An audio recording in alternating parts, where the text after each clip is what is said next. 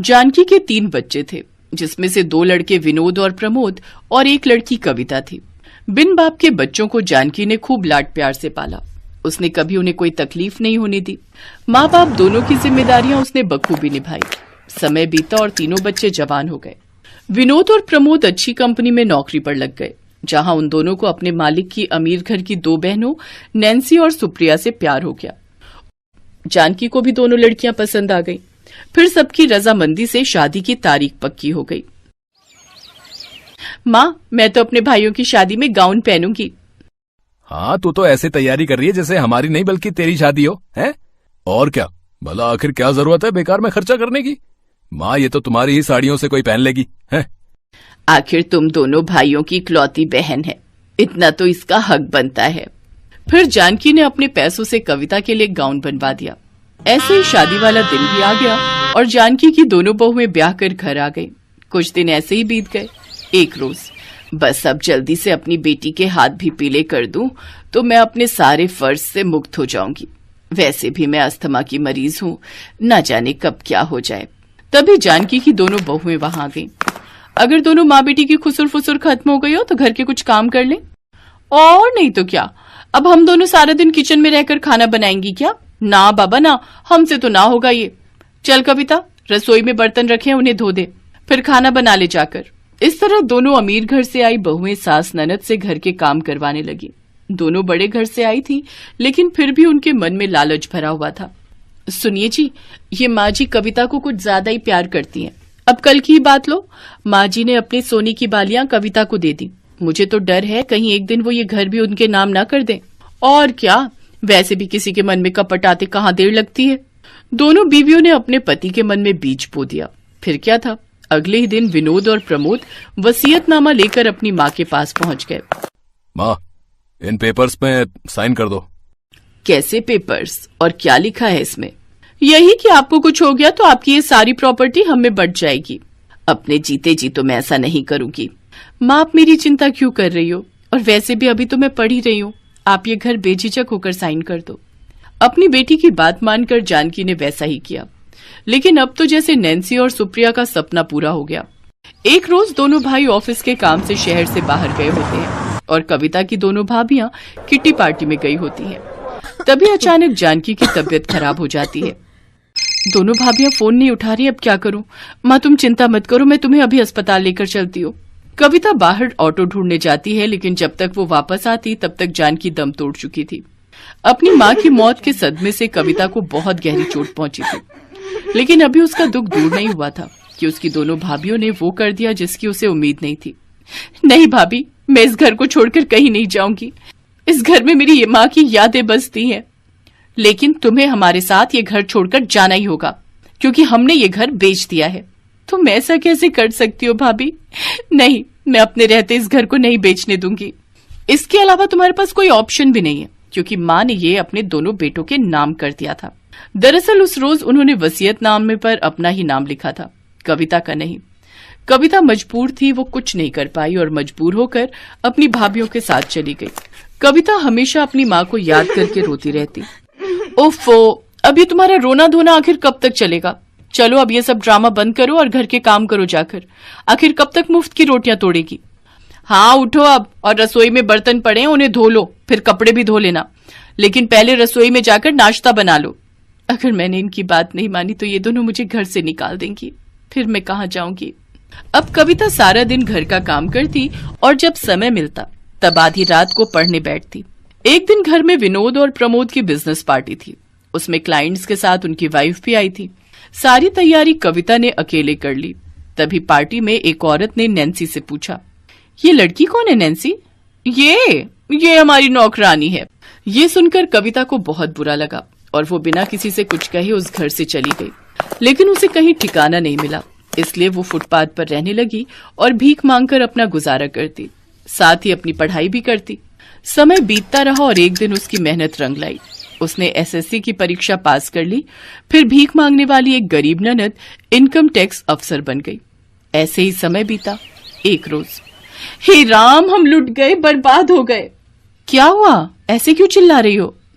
हमारे हस्बैंड के दफ्तर में पुलिस वालों की रेड पड़ी है, सब कुछ जब्त हो गया। ऑफिस सील हो गया और गार्ड कह रहा था अब वो टीम हमारे घर ही आ रही है। हमें क्या पता था ये दोनों भाई गैर कानूनी काम करते हैं।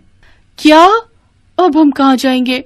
फुटपाथ पर। न जाने किसके श्राप का फल है जो हमें ये दिन देखने को मिल रहे हैं। तभी पुलिस वहां आ गई और उन्होंने उनके घर को भी सील कर दिया। अब वो दोनों सड़क पर आ गई। उधर कविता सरकारी आवास में रहती थी।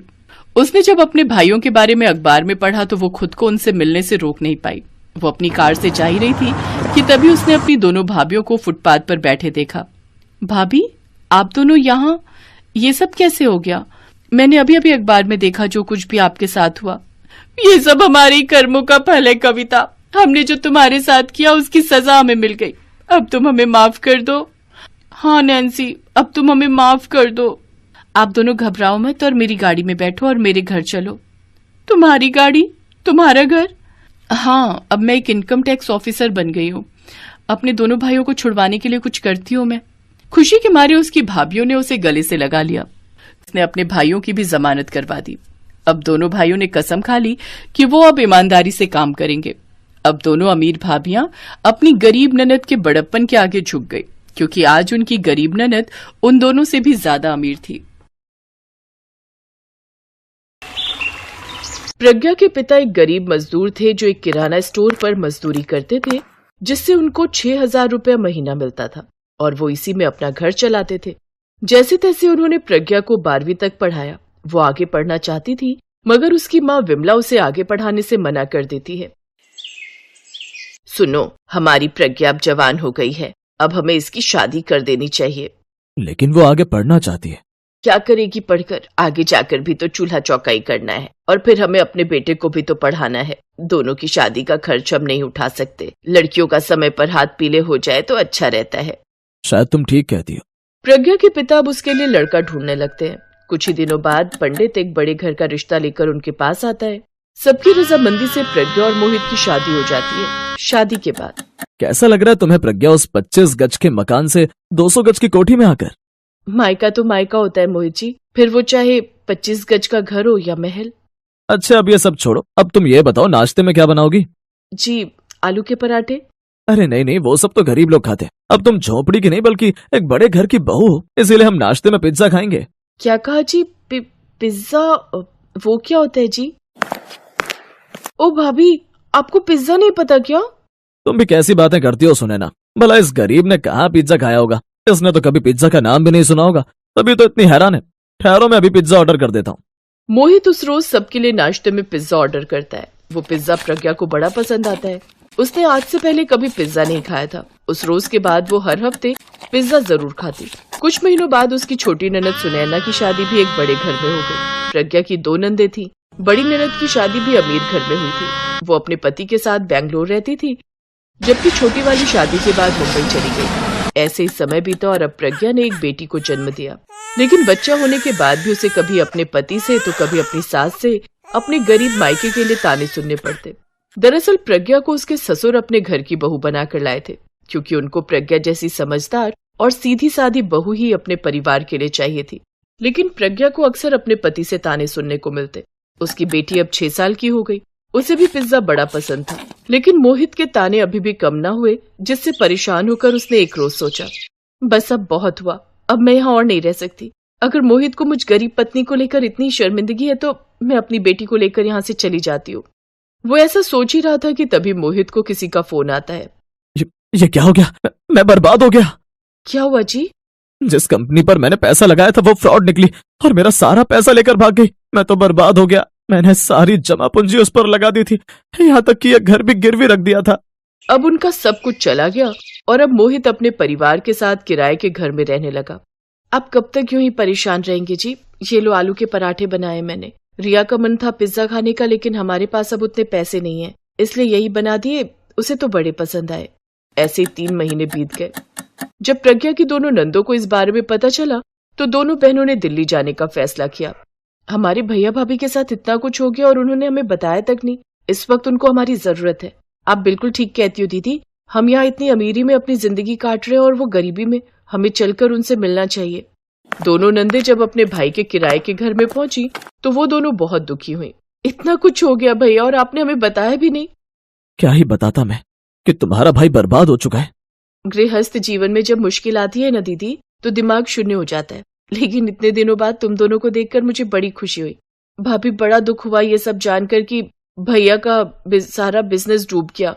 लेकिन हमसे आपके लिए जो भी बन पड़ेगा, हम आपकी मदद करने की कोशिश जरूर करेंगे। अरे इन सब में तो मैं भूल ही गई, मैं आपके लिए चाय लाती हूँ और नाश्ते में। माँ, नाश्ते में वही आलू के पराठे बना दो ना जो आपने उस दिन बनाए थे। पता है बुआ, एक रोज हमारा पिज्जा खाने का बड़ा मन था, लेकिन पापा के पास इतने पैसे ही नहीं है कि वो हमें पिज्जा खिला सके। इसलिए माँ ने आलू के पराठे ही हम सबके लिए बना दिए। जब से हम बड़े घर से इस छोटे घर में आए हैं ना, हमने एक बार भी पिज्जा नहीं खाया। कभी कभी बड़ा मन करता है तो पिज्जा की दुकान के बाहर जाकर खड़ी हो जाती हूँ और उसकी खुशबू से ही अपना मन भर लेती हूँ। ये सुनकर उन दोनों नंदों की आंखों में आंसू आ गए। प्रज्ञा रसोई में गई तो वहां आलू नहीं थे और आटा भी लगभग थोड़ा सा ही था। हे भगवान, यहाँ तो खाने के लिए कुछ भी नहीं बचा है। मायके वालों की लाचारी देखकर दोनों नंदों की आंखों में आंसू आ गए। वो दोनों बिना कुछ कहे वहां से चली गई। हमें भैया भाभी की मदद करनी चाहिए, मैं जतिन से बात करती हूँ। ठीक कहा दीदी आपने, मुझसे भी उनका ये हाल नहीं देखा जा रहा। मैं भी राजीव से बात करती हूँ। उन दोनों के पति बहुत अच्छे थे, इसलिए उन दोनों ने ही उनकी मदद करने की ठानी। जतिन ने अपनी दिल्ली वाली ब्रांच का मैनेजर मोहित को बनाने का वादा कर दिया। तुम अपने भाई से कहना कि जब तक उनका घर का जुगाड़ नहीं हो जाता, वो हमारे दिल्ली वाले फ्लैट में रह सकते हैं। कम से कम उनको किराया तो नहीं देना पड़ेगा। वो दोनों नंदे बड़ी खुश थी। ये खुशखबरी देने के लिए उन्होंने प्रज्ञा के घर जाने की ठानी। अरे लेकिन खाली आज जाएंगे क्या? कुछ मीठा तो बनता है ना? मीठा नहीं बल्कि नमकीन, यानी कि उन सबका फेवरेट पिज्जा। हाँ, ये तो तुमने बहुत अच्छी बात कही। वो दोनों पिज्जा के डिब्बे लेकर उनके घर जाती हैं। वो सब उदास बैठे हुए थे क्योंकि सुबह से ही वो सब भूखे थे। उनके घर में खाने के लिए कुछ नहीं था। अरे आप दोनों आइए आइए, अंदर आइए। भैया भाभी, अब आप दोनों के सारे दुख खत्म हो जाएंगे। मैंने जतिन से बात कर ली है, वो भैया को अपने दिल्ली वाली कंपनी में मैनेजर के तौर पर नौकरी पर रख रहे हैं और महीने की पूरी 70,000 सैलरी देंगे।